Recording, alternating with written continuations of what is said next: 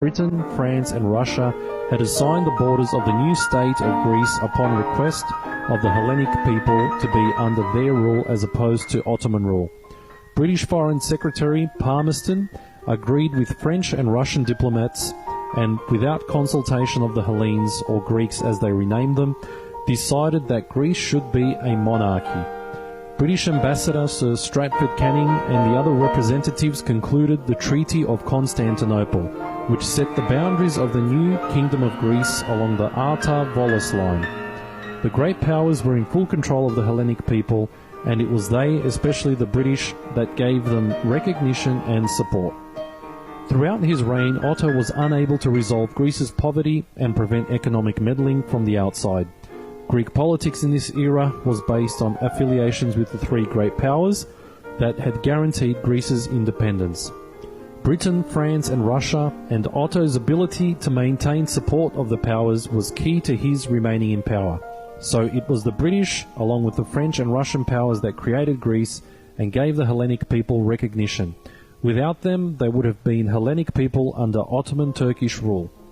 When Otto was elected king, the great powers extracted a pledge from Otto's father to restrain him from hostile actions against the Ottoman Empire.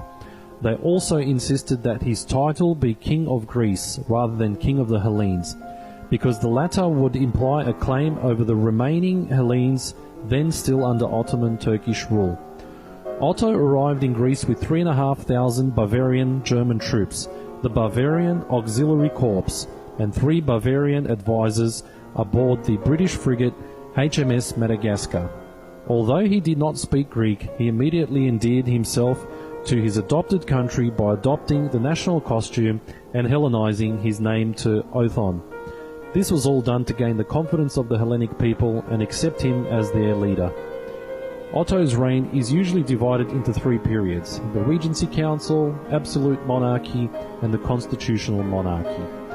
The initial Regency Council was headed by Count Joseph Ludwig von Armansperg, who in Bavaria as Minister of Finance had recently succeeded in restoring Bavarian credit at the cost of his popularity. Von Armansperg was the president of the Privy Council and was the first representative or prime minister of the new Greek government. The other members of the Regency Council were Karl von Abel and George Ludwig von Maurer. After the king reached his majority in 1835, von Armansperg was made Arch-Secretary, but was called Arch-Chancellor. Britain and the Rothschild Bank, who were underwriting the Greek loans, insisted on financial stringency, that is, to be rigorous and unsparing from Armansperg. The Greeks were soon more heavily taxed than under Ottoman rule, as the people saw it. They had exchanged a hated Ottoman rule for government by a foreign bureaucracy who were taxing them even more. In addition, the Regency showed little respect for local customs. As a Roman Catholic, Otto himself was viewed as a heretic by many Greeks. However, his heirs would have to be Orthodox, according to the terms of the 1843 Constitution. King Otto brought his personal brewmaster with him, Herr Fuchs, a Bavarian who stayed in Greece after Otto's departure and introduced Greece to beer under the label Fix. Otto's early reign was also notable for his moving of the capital from Nafplon to Athens. Due to the negative feelings of the Greek people toward foreign rulers, historical attention to this aspect of his reign has been neglected, because it reveals important facts about the people and modern-day country. During 1836 and 1837, Otto visited Germany, marrying 17-year-old Duchess Amalia of Oldenburg. The wedding did not take place in Greece, but in Oldenburg, on the 22nd of November 1836. The marriage did not produce an heir, and the new queen made herself unpopular by interfering in the government and maintaining her Lutheran faith. During this period, Armansperg, who was the prime minister, was dismissed from his duties by King Otto immediately upon his return from Germany. However, despite high hopes on the part of the Greeks, the Bavarian Rudhart was appointed chief minister, and the granting of a constitution was again postponed. The attempts of Otto to conciliate Greek sentiment through efforts to enlarge the frontiers of his kingdom for example by the suggested acquisition of Crete in 1841, failed in their objective and only succeeded in embroiling him in conflict with the great powers. On the 3rd of September 1843, the king agreed to grant a constitution which would require that there be Greeks in the council along with the French, English and the Russian party, who all vied for power.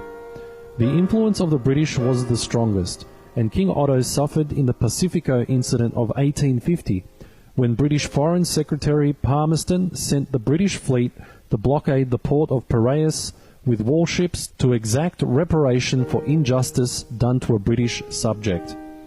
The continued inability of the royal couple to have children also raised the issue of succession. The 1844 constitution insisted that Otto's successor had to be Orthodox Christian, but as the king was childless, the only possible heirs were his younger brothers. However, they were staunch Catholics that did not want to convert to the Greek strain of Orthodoxy.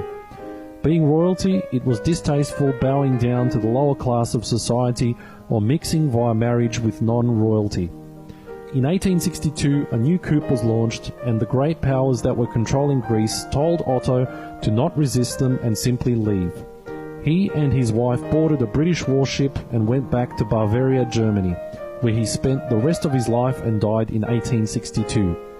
His successor was George I of Greece, who again did not have any Hellenic Greek heritage, but came from Danish royalty.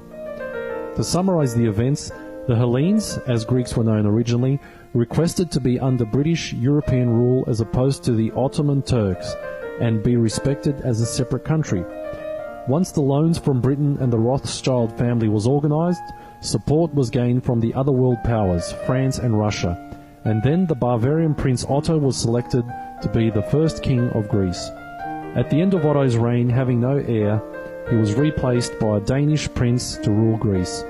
We will discuss his reign in the following video.